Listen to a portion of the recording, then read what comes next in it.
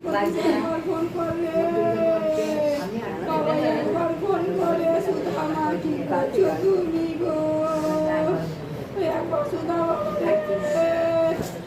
কালকে সারাদিন ফোন করিসনি, সারা রাত ফোন করিসনি, আজকে সকাল গেল রে বাবা। তুই যে 2 দিন ফোন করছিস আমাকে। কাশ্মীরে কর্মরত অবস্থায় শহীদ বীরভূমের অগ্নিবীর জওয়ান, শোকের ছায়া এলাকায়। জম্মু কাশ্মীরে কর্মরত অবস্থায় অনুপম মণ্ডল নামে এক অগ্নিবীর কর্মীর মৃত্যু হয়। বয়স আনুমানিক 24 বছর। বাড়ি বীরভূমের মল্লারপুর থানার সোজ গ্রামে। অনুপম মণ্ডলের বাবা রামপ্রসাদ মণ্ডল জানান, কি শুনলেন আপনারা? আমার তো প্রায় রাতে মার সঙ্গে কথা হলো ফোনে, 8টা 8:30 দিন আবুকে বললো যে তুমি খানিক পরে ফোন করবো, খেয়ে আসি, দিয়ে তোমাকে ফোন করবো, দিন ডিউটিতে যাবো। দিয়ে রাতে মনে হয় ফোন করেছিল, আমরা ঘুমিয়ে গিয়েছিলাম। তারপরে সকালে আবার ফোন ব্যাক করে খবরটা পাই। কি বললো ফোন করে? ফোনে বললো গুলি লেগেছে, আর অনুপমকে বাঁচাতে পারলাম না। সমস্যায় অনুপমকে বাঁচাতে পারলাম না, তাই বললো। উনি খুব পরিচিত, খুব পরিচিত। হ্যাঁ, অফিসে তো পূর্ব বর্ধমান বাড়িও, খুব পরিচিত বটে আমার। উনি মাঝে মাঝেই ফোন করে, মাসে 2বার করে।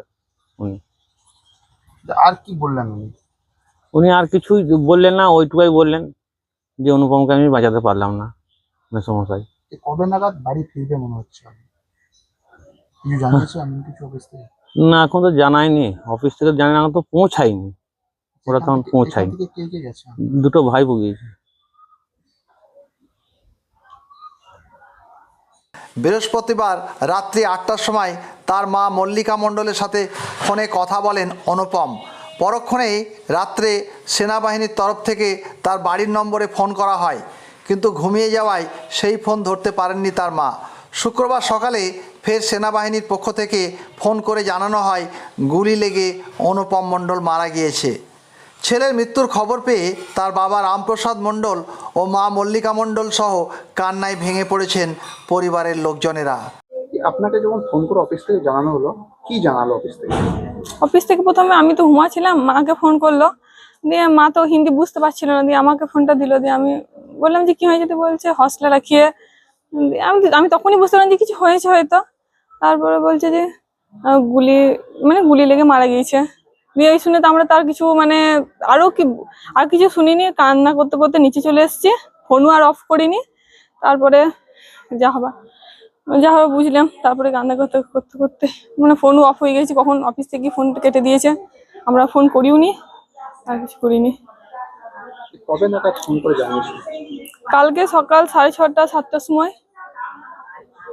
কবে যোগদান করেছিল? 23 সালে মার্চ মাসে, 28 তারিখ, 28 মার্চ। লাস্ট কবে কথা হয়েছিল অনুপমের সাথে? পরশু কথা হয়েছে লাস্ট মায়ের সঙ্গে, 8টা 8:30 সময় কথা বলেছে। কি বলেছে, কি এমন কিছু? না, এমন কিছু বলেনি, এরকম নর্মাল কথাবার্তা হয়েছে, কেমন আছো, কি করছো। মা বলছে সেদিন বৃষ্টি পড়ছিল, বললো রুটি করছি, একটু পরে উপরে শুয়েছিল মা, আর কারেন্টও ছিল না সেদিন।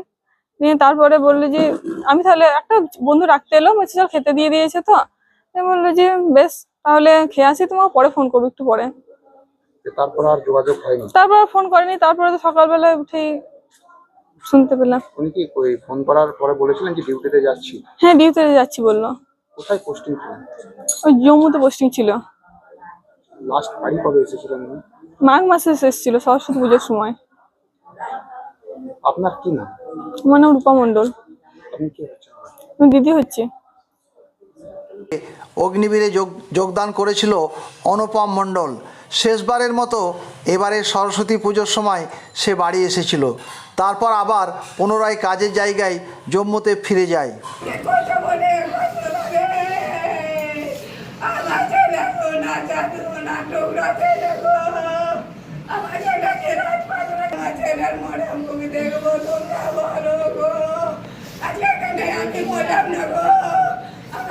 মুখে আগুন দিকে আমাকে ভেঙে যায়, ধোকা দেয়,